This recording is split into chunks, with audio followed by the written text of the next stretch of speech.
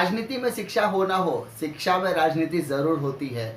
आज उसका जीता जाता एग्जाम्पल आपको देखने के लिए मिल गया है, जहाँ पर महाराष्ट्र गवर्नमेंट ने एक डिसीजन लिया कि फाइनल ईयर फाइनल सेमेस्टर के एग्जामिनेशन हम कंडक्ट नहीं कर सकते, क्योंकि यहाँ पर दिन बर दिन अपना पैंडेमिक का जो सिचुएशन है वो बढ़ते जा रहा है। कोविड-19 की सिचुएशन बढ़ती जा रही है, जिस वजह से उदय सामंत सर और सीएमओ दैट इज उद्धव साहब ठाकरे जी के नेतृत्व में डिसीजन लिया गया कि फाइनल ईयर की एग्जामिनेशन कैंसिल कर दी जाएगी और इसका जीआर भी रिलीज़ कर दिया गया। और जीआर रिलीज़ करने के 12 से 15 दिनों बाद एक न्यूज़ आती है कि यूजीसी अपनी एग्जामिनेशन कंडक्ट करना चाहती है। अब मुझे बताइए, राजनीति नहीं तो क्या है? आज के बाद स्टेट गवर्नमेंट और सेंट्रल गवर्नमेंट दोनों ही आपस में भिड़ने वाले हैं, ऐसा मैं कह सकता हूँ। यूजीसी ने अपनी गाइडलाइंस में कुछ चीज़ें मेंशन की है। उन्होंने अपनी गाइडलाइंस में जो पहला पैराग्राफ था उसमें उन्होंने क्लियरली मेंशन किया है कि हमें बच्चों की सेफ्टी, सिक्योरिटी, हेल्थ की परवाह है, लेकिन साथ ही साथ वो कहीं से भी एकेडमिक एक्सीलेंस से छूटने नहीं चाहिए, किसी भी तरीके से उनका इनकॉम्पिटेंसी नहीं दिखना चाहिए, या हमारा जो बच्चा होगा, जो स्टूडेंट होगा, वो फ्यूचर में जब कॉम्पिटेंट लेवल पर जाएगा तो वो किसी बच्चे से कम नहीं होना चाहिए। ये ऐसा वो पहला पैराग्राफ का मतलब था। अब मुझे बात बताइए, अगर ये बच्चा बाहर जाएगा और कोविड-19 की सिचुएशन में जाएगा तो यहाँ पर बात सिर्फ स्टूडेंट की बात नहीं है, यहाँ पर बात है उन टीचर्स की, इवैल्यूएटर्स की, एग्जामिनर्स की भी बात है। क्या वो अपनी जान जोखिम में डालकर एग्जामिनेशन कंडक्ट करने वाले हैं? क्या स्टूडेंट एग्जामिनेशन देने पहुँचेंगे? ये बहुत बड़ा है। मैंने कुछ 15 दिन से 25 दिन पहले मैंने एक वीडियो में क्लियरली मेंशन किया था, ये बात सिर्फ एक स्टूडेंट की लाइफ की नहीं है। यहाँ पर 10 लाख स्टूडेंट मल्टीप्लाइड बाय आप उनके फैमिली मेंबर्स में 5 फैमिली मेंबर पकड़े तो 50 लाख, और वो ट्रैवलिंग में जो आएंगे मल्टीप्लाई कर दिए, नंबर बड़ा ही होने वाला है, छोटा नंबर नहीं होने वाला है। तो आप इतने लोगों की ज़िंदगी से खेल रहे हो। उन्होंने दूसरा चीज़ कहा कि हम एग्जामिनेशन सितंबर के एंड में कंडक्ट करेंगे।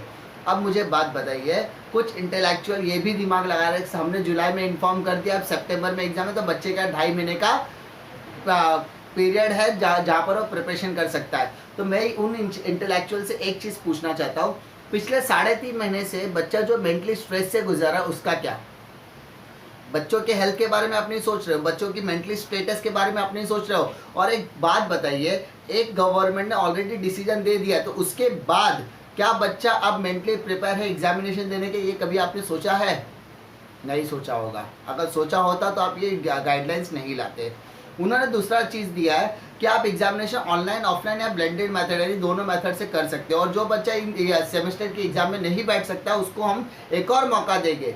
ये तो वही बात हो गया कि आपने उनके ऊपर तरस खाया है। अब मुझे बात बताइए कि इस कोविड-19 की सिचुएशन में ना तो स्टूडेंट रेडी है एग्ज़ाम देने के लिए, ना ही पेरेंट्स भेजने के लिए रेडी है, क्योंकि उनको भी पता है पेंडेमिक बहुत ज़्यादा डेंजरस है।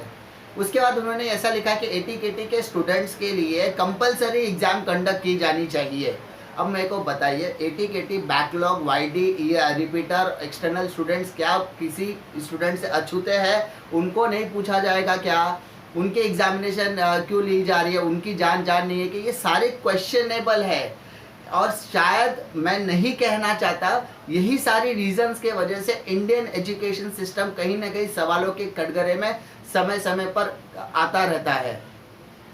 कहीं पर आप बच्चों को 3.5 महीने से स्ट्रेस में डाल रहे थे, जहां बच्चों को थोड़ा सा रिलीफ मिला।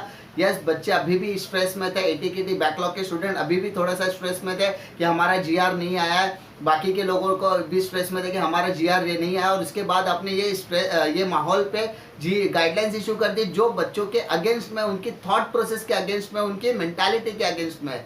तो कहीं ना कहीं ये गाइडलाइंस बच्चों को सोचने पर मजबूर कर रहा है कि ये हमारे साथ क्या हो रहा है। लेकिन मैं उन सारे बच्चों को एक चीज़ कहना चाहता हूँ कि यहाँ पर अब सबसे बड़ी कंट्रोवर्सी क्रिएट होने वाली है, क्योंकि यहाँ पर state government and central government, या ऐसा कह सकते हैं महाराष्ट्र की सारी यूनिवर्सिटीज़ के वाइस चांसलर्स ने जो डिसीजन लिया है, जिसे का अनाउंसमेंट उदय सामंत सर ने किया है, उनका क्या रिएक्शन आता है वो भी हमें जानना है।